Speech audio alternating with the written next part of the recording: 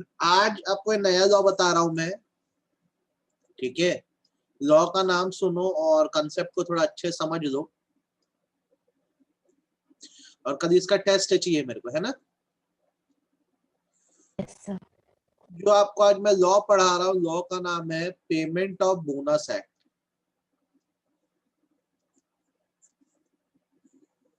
ठीक है। बोनस के बारे में आप क्या समझते हो, ये बताओ, बोनस क्या होता है।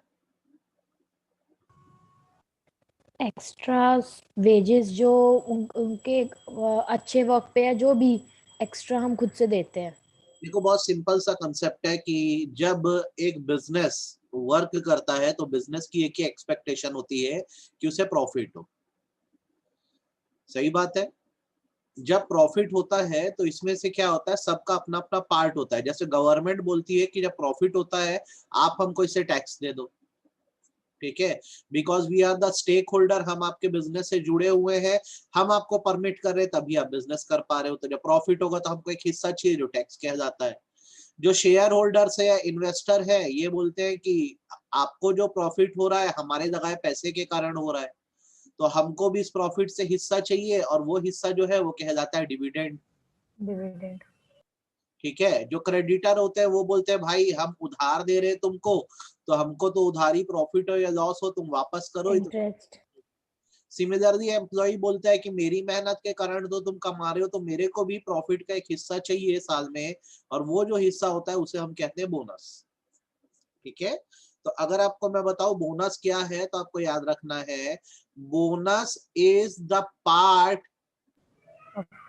ऑफ सरप्लस, क्या, सरप्लस। ठीक, डिस्ट्रीब्यूटेड अमंग एम्प्लॉइज।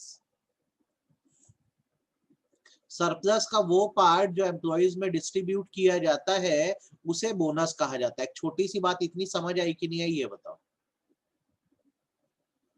ये समझ में आया बोनस क्या है। अब हाँ सवाल, सर। यार बोनस के लिए लॉ बनाने की जरूरत क्यों पड़ गई, क्या हुआ ऐसा कि बोनस के लिए हमको नियम बनाना पड़ा। तो क्या होता था, बहुत सारे जो एम्प्लॉयर्स होते थे ना या बॉसेस होते थे, वो क्या करते थे, एम्प्लॉयज को बुद्धू बना देते थे कि हमारे पास उतना पैसा बचा ही नहीं कि मैं हम तुमको एक्स्ट्रा कहाँ से दें। तो जरूरत पड़ी कि एक स्पेशल लॉ बनाया जाए जिससे बोनस के भी रूल्स एंड रेगुलेशन सेट हो जाए। तो जो रूल बनाया गया उस रूल का नाम है पेमेंट ऑफ बोनस एक्ट। ये कुछ चीजें डिफाइन करता है। सबसे पहले तो ये जो डिफाइन करता है वो ये डिफाइन करता है कि from where bonus is paid,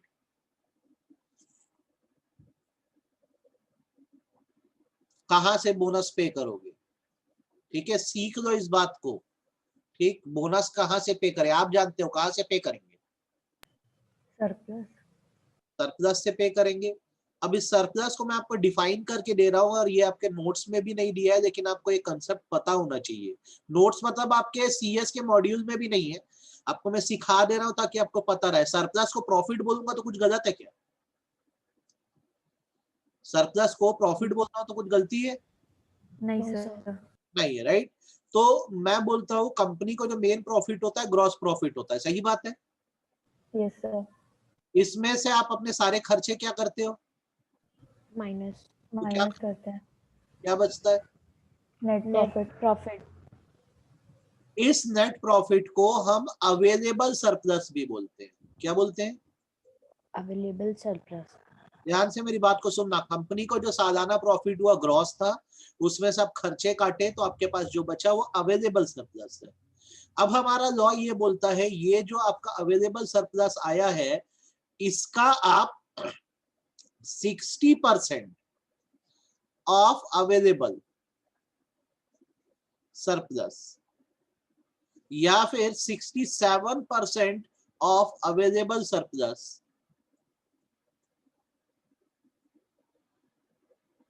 जो है बोनस डिस्ट्रीब्यूशन के लिए इस्तेमाल कर सकते हैं। क्या करने के लिए इस्तेमाल कर सकते हैं, बोनस डिस्ट्रीब्यूशन। और ये जो 60% और 67% है अवेलेबल सरप्लस का पैसा, इसे कहा जाता है एलोकेबल सरप्लस। क्या कहा जाता है, एलोकेबल सरप्लस। अब मैं जो दिख रहा हूँ वो बात दिमाग में बिठाओ। Bonus is always paid out of allocable surplus. Allocable surplus. ठीक सर, ये 60 और 67 हमको नहीं समझ आया। आपका साल का प्रॉफिट हुआ 1 करोड़ का, आपके खर्चे जो है वो हुए मान लो 50 लाख के, तो आपके पास अवेलेबल कितना हो रहा है, 50 लाख बच रहा है। अब इसमें से आप कितना रुपए निकाल सकते हो, 60% ऑफ 50 लाख या 67%? तो 60% कब निकालोगे, if company is paying dividend also. अगर कंपनी शेयर होल्डर को डिविडेंड भी बांट रही है तो फिर आप 60% निकालो। And if company is not paying dividend तो एम्प्लॉइज को ज्यादा बांट दो। आपके सिर के ऊपर से नहीं जाना चाहिए, एकदम इजी सी बात है, मैं बता रहा हूं आपको। देखो, ग्रॉस प्रॉफिट हुआ, उससे खर्चे काटे, जो बचा वो आपका अवेलेबल सरप्लस या नेट प्रॉफिट है। जो भी टोटल अमाउंट है उसका 60% या 67% आप इस्तेमाल कर सकते हो बोनस को बांटने के लिए। ठीक है, तो 60% तब निकाल सकते हो आप जब आप कंपनी में डिविडेंड बांट रहे हो, मतलब शेयर होल्डर को प्रॉफिट में से हिस्सा बांट रहे हो, तो आप 60% तक एम्प्लॉइज के लिए निकाल लो नेट प्रॉफिट में से। और अगर डिविडेंड नहीं बांट रहे हो तो 67% तक निकाल लो। आप बताओ, आपको ये बात कितनी समझ में आई? समझ में आई कि नहीं, हाँ या ना? आ गई सर। आ गई। तो बोनस हमेशा कहां से दिया जाता है, नेट प्रॉफिट के एक पार्ट से, जिसे एलोकेबल सरप्लस बोलते हैं। Getting my point perfectly? Yes sir. अच्छा, कितना देना है, रेट क्या होना चाहिए बोनस का? तो बोनस का जो रेट होता है बेटा, वो इस एक्ट के हिसाब से मिनिमम आपको 8.33%, ठीक है, ऑफ प्रॉफिट, या मैक्सिमम, प्रॉफिट वर्ड लिखना गलत होगा यार, यहाँ पे अपन वेजेस लिखेंगे। 8.33% ऑफ वेजेस या मैक्सिमम 20% ऑफ वेजेस तक आप किसी भी एम्प्लॉय को बोनस दे सकते हो। ठीक है, रेट देख लो। Yes sir. कितना दे सकते हो बोनस, मिनिमम कितना? 8.33 नहीं होना चाहिए, और मैक्सिमम मैक्सिमम 20%। ये बात ध्यान रहेगी। Yes sir. Yes sir. क्या टफ लगा क्या? नहीं सर। नहीं सर। बोनस जो लॉ के हिसाब से हम देते हैं, जैसे अभी एक्ट के हिसाब से हम ये बोनस दे रहे हैं, इसको कहा जाता है स्टैट्यूटरी बोनस। क्या कहा जाता है? Statutory bonus. Given as per laws, जो नियम है उस हिसाब से आप जो दे रहे हैं वो स्टैट्यूटरी बोनस है। लेकिन क्या होता है, आपकी ऑर्गेनाइजेशन में हर धर्म का इंसान काम करता है, कोई क्रिश्चियन होगा, कोई मुस्लिम होगा, कोई पंजाबी होगा, तो उनके लिए ये नियम है, कोई हिंदू पर्सन है, तो बेसिकली ये माना जाता है कि ठीक है, लॉ के हिसाब से तो आपको साल में एक बार प्रॉफिट में से बोनस देना है, इसको स्टैट्यूटरी बोनस बोलेंगे। लेकिन उसके अलावा अगर बीच में त्योहार व्यवहार आ गए तो उसके हिसाब से आप पूजा बोनस भी दे सकते हो। क्या दे सकते हो? पूजा बोनस। तो जैसे अगर मैं बोलूं आपका बोनस का कैलकुलेशन साल का 10,000 है, ठीक है, इतना बोनस आपको साल में मिलना चाहिए। अब आपने दिवाली के टाइम अगर 3,000 रुपए बोनस दे दिया तो क्या होगा, बाद में ये 3,000 रुपए आपका एडजस्ट हो जाएगा और आपको कितना बोनस और मिलेगा फिर बाद में? 7,000। 7,000 मिलेगा। बोलो कितना समझ में आया? अभी यस सर। समझ आया कि सिर के ऊपर से क्या, ईमानदारी से बताओ? आ गया सर। कोई समस्या नहीं है? क्लियर है? सर। ओके, तो आपको मैंने इतनी चीजें समझा दी। अब मैं थोड़ा नीचे बढ़ता हूँ और सबसे बेसिक बात आपको, वही जो हम हर एक्ट में पढ़ते हैं, ये एक्ट एप्लीकेबल कहाँ होगा? तो आपको ये बात पता है कि एप्लीकेबिलिटी के लिए नंबर ऑफ पर्संस देखे जाते हैं। तो कोई भी ऐसी इस्टेब्लिशमेंट जिसमें 20 से ज्यादा वर्कर है, कितने से ज्यादा वर्कर है, 20 से ज्यादा। वहां पर ये लॉ अप्लाई होता है। बोलो कोई परेशानी? बात क्लियर है? हाँ सर। अच्छा, अब 20 से ज्यादा वर्कर है, अच्छी बात है। एलिजिबल वर्कर कौन है? एलिजिबल वर्कर मतलब ये लॉ किस वर्कर पर अप्लाई होगा? तो ये माना जाता है हु हैज वर्कड। अच्छा, मैटरनिटी बेनिफिट में महिला कितने समय तक काम करी? 80 days. 80 days. बोनस में आपको एलिजिबल होना है तो आपको वर्क करना पड़ेगा 30 डेज इन अ ईयर। कितना? 30 days in a year. Plus drawing salary up to rupees. PF में कितने पे होता है? पीएफ का लॉ कब लगता है? कितनी सैलरी ड्रॉ करने पे? 15,000. 15,000. यहाँ पर 21,000 रुपए है। जो लोग 21,000 रुपए महीने तक ड्रॉ कर रहे हैं, पर मंथ तक ड्रॉ कर रहे हैं, उन पर ये बोनस लॉ अप्लाई होता है, उन पर ये बोनस एक्ट अप्लाई होता है। क्या आपको मेरी बात एकदम अच्छे समझ आ गई? हाँ सर. Yes, sir. तो ये इतना ही था चैप्टर। कैसा था? Easy था. इजी था। चलो उसको एक बार नोट से देख लो, फिर अगला भी बता देता हूं मैं। ये मेरे को बोलना पड़ेगा कि आपको कि एप्लीकेबिलिटी कहाँ है। देखो, आपको देख के समझ आ रहा है कि नहीं आ रहा है? Yes, हाँ, sir. Yes sir. या जहाँ पे कितने से ज्यादा वर्कर है? 20 से more in an accounting. ठीक है। बोनस की एलिजिबिलिटी क्या है? कितने दिन काम किया है बंदा? 30 days. कितनी सैलरी ड्रॉ कर रहा है?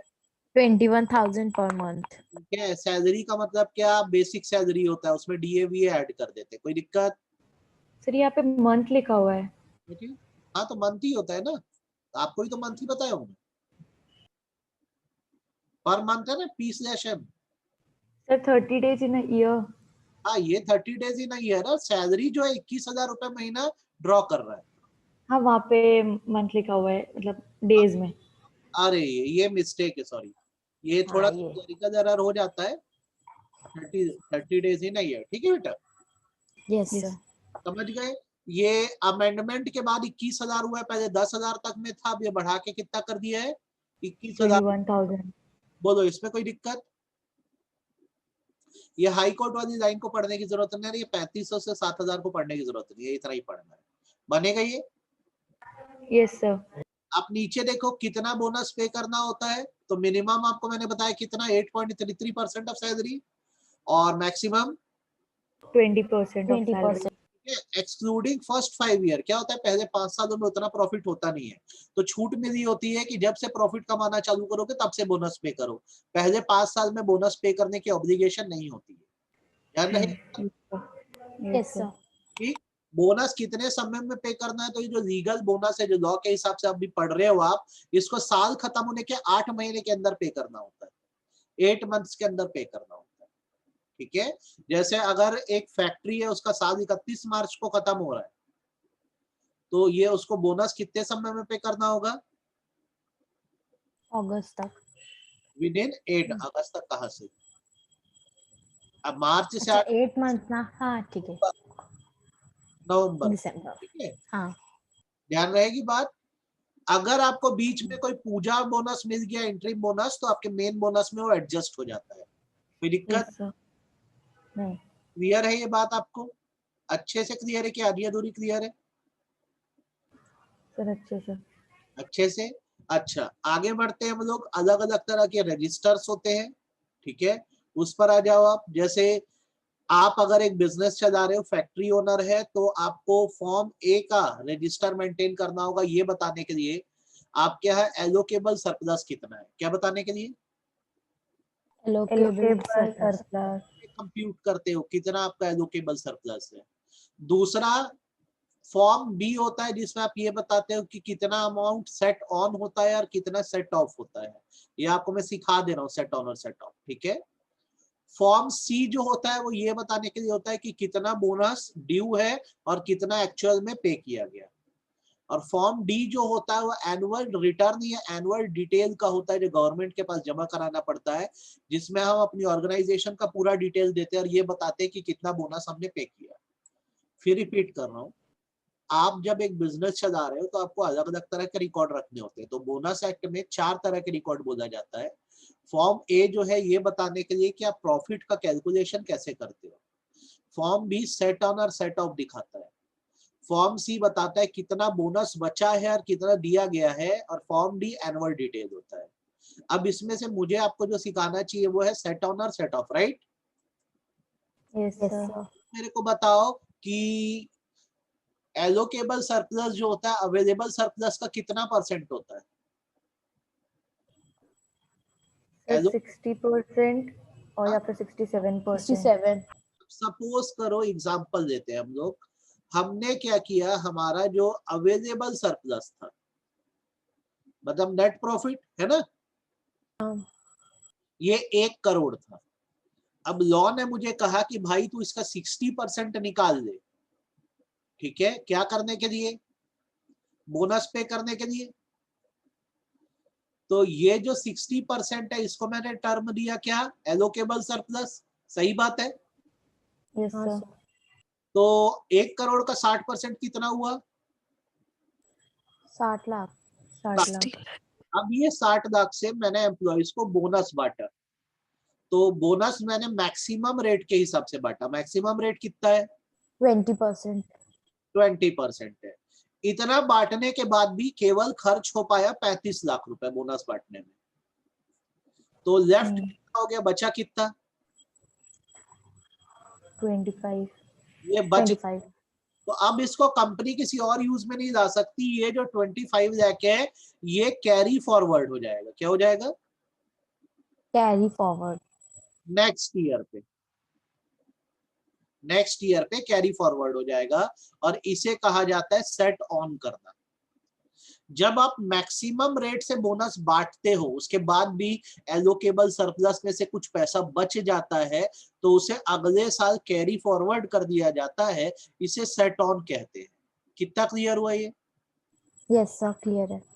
अच्छे से। Yes sir. ये मान यस लो सर। ये जो कहानी थी ये 2020 की थी। अब 2021 में आपको नो प्रॉफिट हो रहा है, प्रॉफिट ही नहीं है, लेकिन आपको अपने वर्कर को दिवाली में खुश रखना है। तो आप क्या करोगे? ये जो अमाउंट सेट ऑन हुआ था कितने का? 25 लाख का। 25 लाख का। ठीक है, इसे मैक्सिमम रेट पे बोनस बांटू कि मिनिमम रेट पे? Minimum rate. मिनिमम रेट पे। गरीबी है यार, मिनिमम रेट पे बांटेंगे 8.33%। 0.33%। तो मैंने पिछले साल के प्रॉफिट का इस्तेमाल करके बोनस बांटा ना, तो इसको अपन कहते हैं क्या? Set of. Set of. इतना समझ आया? Set on set of. Yes sir. Yes sir. तो अब ये जैसे यहाँ पे फॉर्म बी जो हम बनाते हैं उसमें हम क्या करते हैं यही डिटेल देते हैं, कितना हमने एलोकेबल सरप्लस का सेट ऑन किया और कितना सेट ऑफ किया। अच्छे समझ आ गई की बात नहीं है? ये बताओ। हाँ सर, आ गई। यस सर आगे। क्लियर है? आपको मैंने पीएफ लॉ बता दिया, बोनस लॉ बता दिया। आई होप आपको एकदम अच्छे से समझ आ गया है ना? तीसरा लॉ मैं आपको बता रहा हूँ, ध्यान से सुनो। रिकॉर्डिंग देखते हो क्या बाद में जब भेजता हूँ तो? हाँ यस सर। सर। तीसरा लॉ जो अब मैं आपको बता रहा हूँ बहुत ही इजी है और इस लॉ का नाम है ग्रेचुइटी। क्या? Gratuity gratuity. एक्ट। आपने सुना है वर्ड कभी ग्रेचुइटी? हाँ सर, कॉन्ट्रैक्ट एक्ट में। क्या है ग्रेचुइटी? पेबल हो जिसके लिए हमको मनी, जिसके लिए हमको पे करना पड़े। बेटा वो ग्रेचुशियस था। हाँ ग्रेचुइटी था वो। ग्रेचुइटी टर्म का मतलब मैं आपको बताऊं तो ग्रेचुइटी जो है ना एक लमसम अमाउंट है। पहले तो ये ध्यान रखो, कैसा अमाउंट है? लमसम अमाउंट है। ये एक बॉस, एम्प्लॉयर अपने एम्प्लॉय को खुशी से देता है कि तुमने मेरे इतने समय वफादारी से काम किया तो मैं तुमको एक लमसम अमाउंट पे करना चाहता हूं। और ये अमाउंट तब पे किया जाता है जब एक एम्प्लॉय रिटायर हो जाता है। क्या हो जाता है? रिटायर हो जाता है। या सुपर एनुएट हो जाता है। सर ये क्या होता है? Superannuate, superior authority. Superannuate मतलब होता है retirement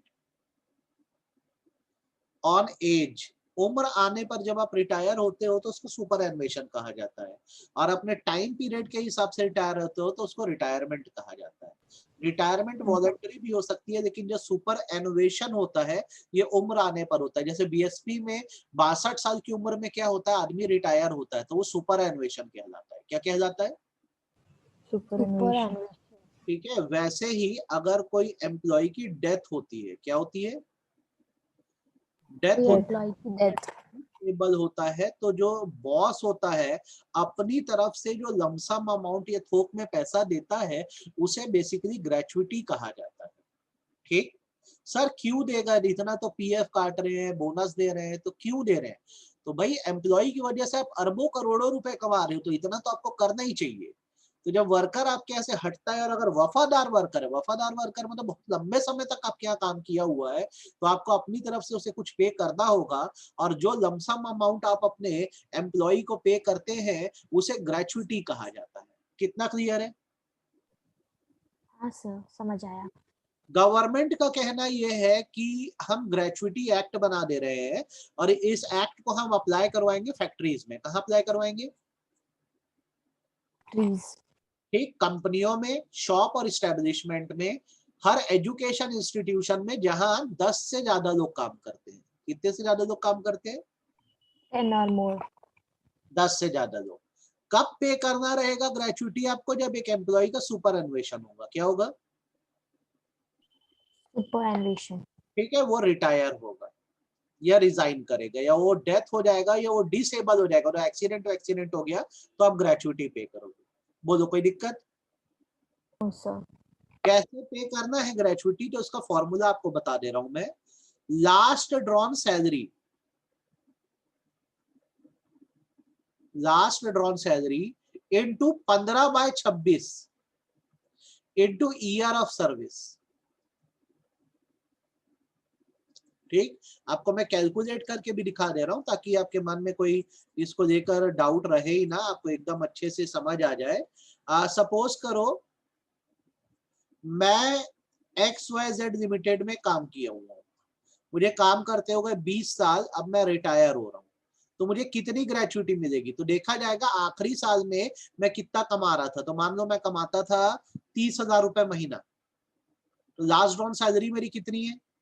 30,000 30,000 into half year, half month calculation किया जाता है 15 डेज सैलरीज के हिसाब से। 15 इंटू 26, 15 डिवाइडेड बाय 26 इंटू कितने साल काम किया? 20 साल। 20 साल काम किया। अब यहाँ पे बताओ क्या अमाउंट आ रहा है, फटाक से कैलकुलेट करके बताओ, कैलकुलेट करके बताओ क्या अमाउंट आ रहा है। Yes sir. बोलो बोलो बोलो।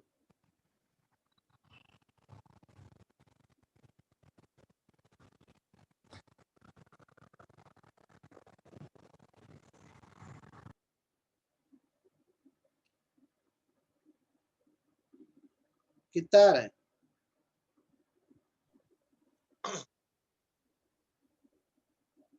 Sir, 3,46,153. 8। हाँ 3,43 यही आ रहा है 3,46,000. Yes, sir. है ना? 3,46,153.84 something. ये आ रहा है। ठीक है, इतना ग्रेचुइटी आपको देना पड़ेगा अपने एम्प्लॉय को। क्लियर है? हाँ सर। अब गवर्नमेंट का कहना यह है कि हम एक लिमिट स्पेसिफाई कर देते हैं कि मैक्सिमम ग्रेचुइटी जो आप अपने एम्प्लॉय को दे सकते हो वो 20 लाख रुपए है। कितना दे सकते हो? 20। ये मैक्सिमम है, गवर्नमेंट की तरफ से डिसाइडेड है, तो आप इससे ज्यादा नहीं दे सकते। ध्यान रहेगी बात। पहले 10 लाख था, गवर्नमेंट ने इसको 20 लाख कर दिया है। तो आपको अगर क्वेश्चन आ गया कि मैक्सिमम कितनी ग्रेचुइटी दी जाती है, तो आपका क्या आंसर होगा? 20 लाख। 20 लाख। आपको बहुत टेक्निकल तो नहीं लगा? चैप्टर समझ आया कि नहीं आया ये बताओ? Yes sir. परफेक्टली समझ आया? हाँ। आपको एप्लीकेबिलिटी समझ आई? कैलकुलेशन समझ आया? महीने के 15 दिन के हिसाब से करते हैं, आखिरी महीने कितनी सैलरी अभी ड्रॉ कर रहे हो आप रिटायरमेंट के टाइम, इंटू 15/26 इंटू कितने साल काम किए। क्लियर है? Yes sir. Yes sir.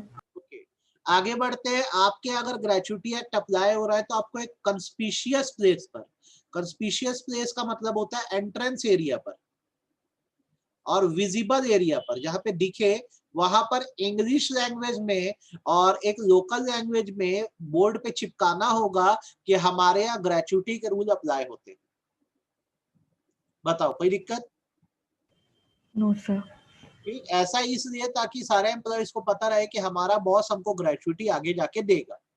ठीक है, क्लियर है? Yes sir. ये कंप्लायंस, नॉमिनेशन, ये दोनों चीज आपको करने की जरूरत नहीं है। रिकवरी की बात करते हैं, कभी भी आपको अगर ग्रेचुइटी चाहिए तो आप अप्लाई करके 30 दिन में अपनी ग्रेचुइटी रिकवर करवा सकते हो। कितने दिन में? 30 days। मैं रिटायर हुआ, एप्लीकेशन डाल दूंगा, 30 दिन में मेरे ग्रेचुइटी का पैसा आ जाएगा। ठीक है? Yes sir.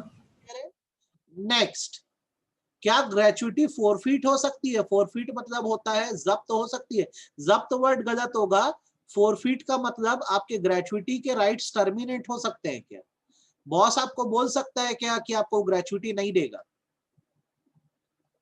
तो लॉ ये कहता है कि यदि आपका बिहेवियर ऐसा है कि आपने मॉरल टर्पिट्यूड किया है, मतलब कोई क्राइम कर दिया है वर्क प्लेस पर, या आपने राइटियस बिहेवियर किया, दंगा फसाद किया है, या आपका बिहेवियर अच्छा नहीं है, या फिर आपने ऑर्गेनाइजेशन की प्रॉपर्टी को डिस्ट्रॉय करने का काम किया है, तो आपकी ग्रेचुइटी को टर्मिनेट भी किया जा सकता है। कहा जा सकता है कि आपको ग्रेचुइटी नहीं दी जाएगी। कितना क्लियर है मेरी बात? हाँ sir. Yes sir. Perfectly clear है? बहुत ज्यादा तो मैंने नहीं बता दिया, आपको समझ आ गया ना? यस सर हाँ आ सर। गया। आ गया? कोई डाउट नहीं है ना बेटा इसमें? श्योर हो ना? Yes sir. सर। ये जो पॉइंट आपको छोटा सा दिख रहा है, ये बहुत ही ज्यादा इंपॉर्टेंट है। क्या लिखा है, पढ़ो वहां पे। It can't be attached in execution of any decree. मतलब सिखा रहा हूं, ध्यान से सुनो। अटैच का मतलब होता है कोर्ट ऑर्डर से जब्ती। एक एग्जाम्पल दे रहा हूं, और ये एग्जाम्पल आपको एग्जाम में वैल्यू बेस बना के देता है, तो उसको आपको यही लिख के आना पड़ेगा कि नहीं, आप किसी भी डिक्री से, डिक्री मतलब होता है कोर्ट डिसीजन, कोर्ट डिसीजन से ग्रेचुइटी को जब्त नहीं कर सकते। ठीक? सपोज करो एक रेलवे एम्प्लॉई है, तो अक्सर रेलवे एम्प्लॉई कहाँ पे रहते हैं बताओ? रेलवे एम्प्लॉई कहाँ रहते हैं? हाँ, क्वार्टर्स पे। रेलवे क्वार्टर में रहते हैं। सही बात है। ये इनका खुद का होता है कि सरकारी होता है? सर गवर्नमेंट आई का थिंक होता है। लीज पे होता है। अब इसमें क्या है, अगर मैं बोलता हूँ मैं एक रेलवे एम्प्लॉई हूँ, जब तक मैं नौकरी कर रहा था क्वार्टर में रह रहा था, अब रिटायर हो गया मैं, गवर्नमेंट बोल रही है क्वार्टर खाली करो, मैं क्वार्टर खाली नहीं कर रहा हूँ, तो जो गवर्नमेंट है वो क्या करती है, जो पैसा बनता है क्वार्टर में एक्स्ट्रा रहने का, वो मेरी ग्रेचुइटी में से एडजस्ट करना चाहती है। तो कर पाएगी कि नहीं कर पाएगी? आपको समझ आया मैं क्या बोला?